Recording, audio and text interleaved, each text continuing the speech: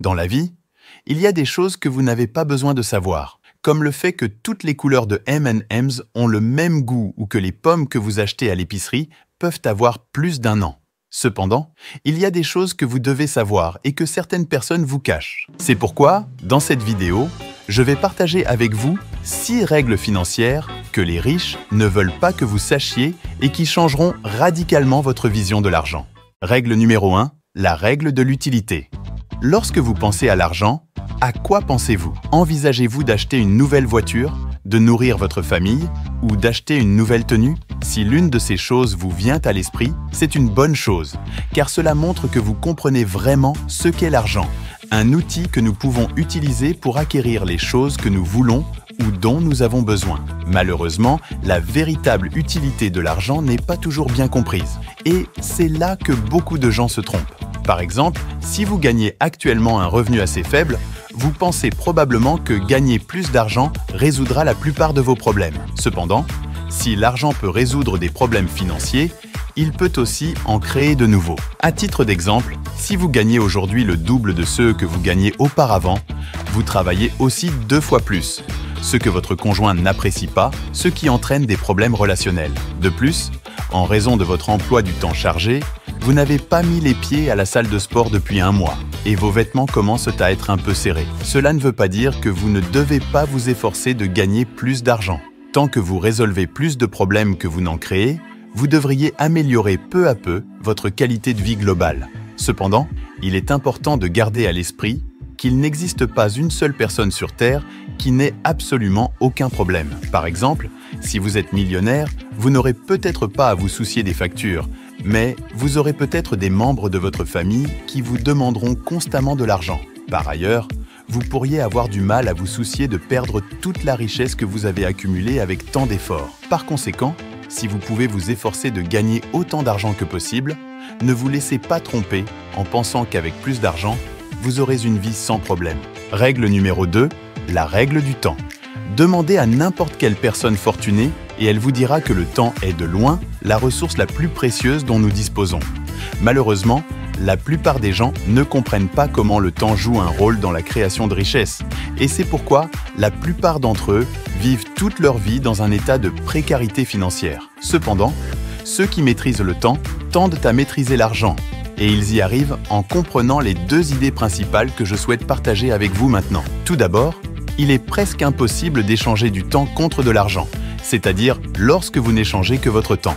Vous et moi ne disposons que d'un nombre limité d'heures dans une journée et, à moins de gagner un montant astronomique par heure, il peut être difficile de générer un revenu à 6 chiffres par ses propres moyens, à supposer que vous cherchiez à gagner de l'argent et à devenir riche avant de porter des couches pour adultes. L'autre problème avec le temps, c'est qu'en vieillissant, nous avons tendance à en avoir moins à consacrer à la création de richesses. Par exemple, lorsque vous étiez jeune et célibataire, vous pouviez travailler 12 heures par jour sans problème. Toutefois, lorsque vous commencez à avoir des responsabilités relationnelles, voire à ajouter des enfants à l'équation, le temps n'est plus une ressource que vous pouvez exploiter au maximum pour vous enrichir. C'est pourquoi les plus riches d'entre nous regardent au-delà de leurs propres 24 heures lorsqu'ils essaient de créer de la richesse. Si vous regardez les personnes les plus riches de la liste de Forbes, vous verrez qu'elles sont toutes des entrepreneurs qui ont exploité le temps, le capital et l'expertise d'autres personnes.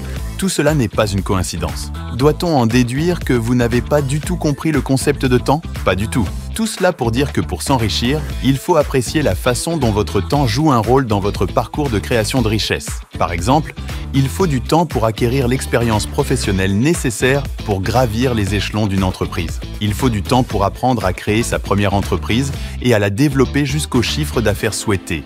Et il faut certainement du temps pour exploiter la puissance du marché boursier afin de devenir riche. Lorsque vous aurez compris comment tirer parti du temps, le vôtre et celui des autres, il vous sera 10 fois plus facile de créer de la richesse. Encore une chose, si vous avez apprécié la vidéo jusqu'à présent, faites-moi une énorme faveur et mettez un like, je vous remercie. Règle numéro 3, la règle de la protection. Vous êtes-vous déjà demandé pourquoi vous travaillez? Il y a de fortes chances que ce ne soit pas parce que vous aimez écouter vos collègues parler de leurs drames familiaux ou parce que vous aimez travailler tard pour respecter une date limite irréaliste.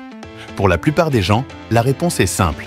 Vous travaillez pour payer vos factures et éventuellement prendre votre retraite. Malheureusement, si la plupart des gens savent accumuler, c'est-à-dire qu'ils travaillent pendant des années pour générer les revenus nécessaires à la réalisation de ces objectifs, ils ne savent pas se protéger et retardent leur chemin vers la liberté financière plus qu'ils ne le devraient. Alors, que signifie la compétence de la protection? Il s'agit de repousser les ennemis qui veulent s'emparer de votre argent. Et nous y sommes confrontés tous les jours. Il s'agit des vacances que votre femme vous supplie de prendre et qui vous coûteront 3 ans d'économie.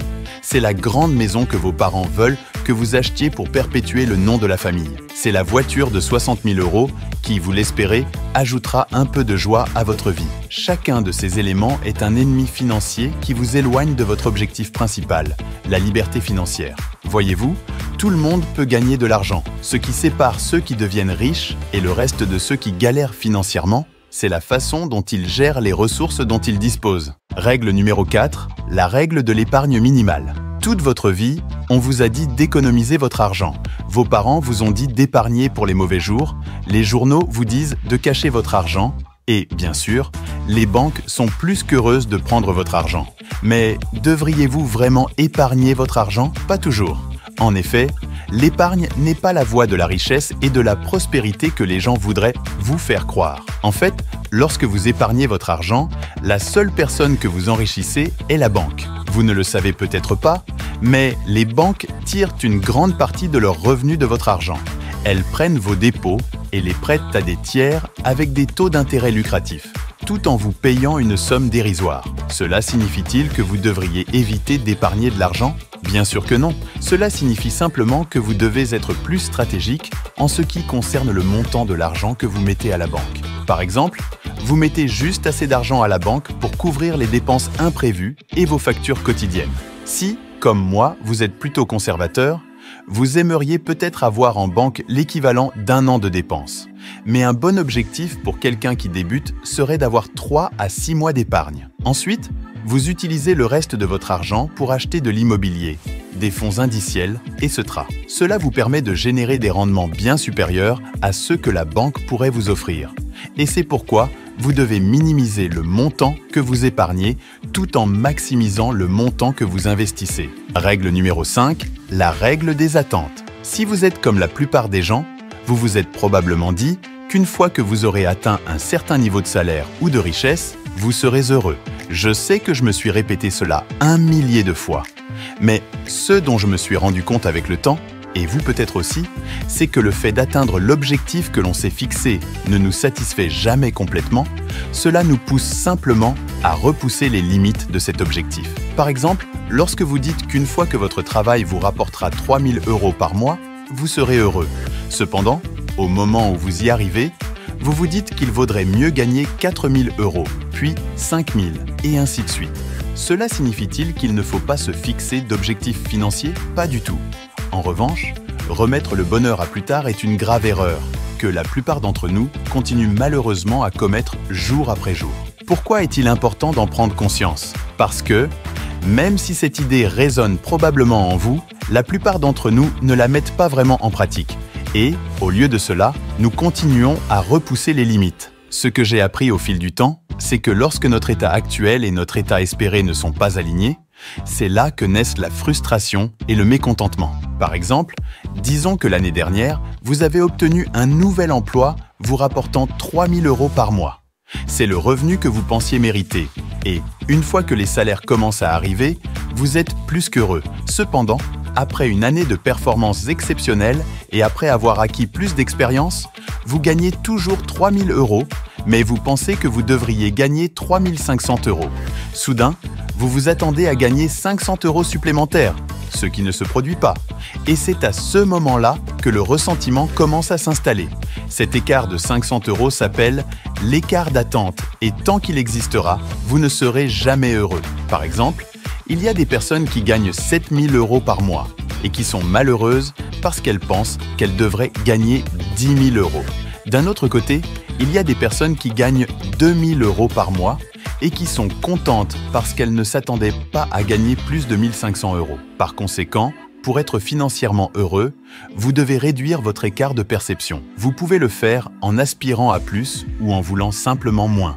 C'est à vous de choisir. Mais il y a de fortes chances que vous ne soyez pas heureux tant que vous ne le ferez pas. Règle numéro 6. La règle de la vie privée. Si vous demandez à la plupart des gens pourquoi ils veulent devenir riches, la plupart vous diront toutes les choses qu'ils voudraient acheter s'ils avaient plus d'argent. Mais est-ce vraiment ce que signifie être riche? Dans son livre, l'auteur Morgan Housel affirme que la richesse est ce que vous ne voyez pas. Et il a tout à fait raison. Bon nombre des personnes les plus riches que je connais conduisent des voitures ordinaires, possèdent des maisons modestes et ne sont pas du tout tape à l'œil. Pourtant, si vous voyez leur compte en banque, vous auriez probablement les yeux révulsés. Cependant, si nous creusons un peu plus le sens de cette affirmation, elle nous donne quelques indices sur la manière dont nous devrions envisager la construction de notre richesse. Comme le dit le proverbe, la richesse est ce que l'on ne voit pas, ce qui signifie que devenir riche consiste essentiellement à ne pas se montrer. Ce qui nous rappelle gentiment que toutes les possessions matérielles que nous achetons s'opposent directement à notre objectif de devenir financièrement abondant. Logiquement, nous pouvons tous adhérer à l'idée que plus on achète, moins on a d'argent, mais pratiquer la prudence financière est plus facile à dire qu'à faire. Il y a toujours cette nouvelle voiture ou cette destination de vacances qui vous attire.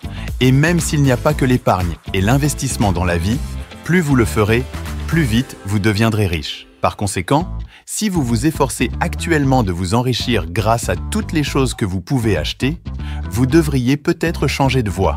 Ne liez pas votre réussite financière aux possessions matérielles, mais au sentiment de pouvoir et de liberté qu'elles peuvent vous apporter. Je dis cela parce que plus vous avez besoin de choses, plus il est difficile de devenir riche, mais moins vous avez besoin de choses. Eh bien, c'est le contraire qui est vrai. Merci beaucoup d'avoir regardé cette vidéo. Dites-moi ce que vous en pensez ci-dessous. Et comme toujours, donnez à cette vidéo un coup de pouce et abonnez-vous si vous ne l'avez pas encore fait. Cela dit, passez une bonne soirée ou une bonne journée et on se retrouve dans la prochaine vidéo.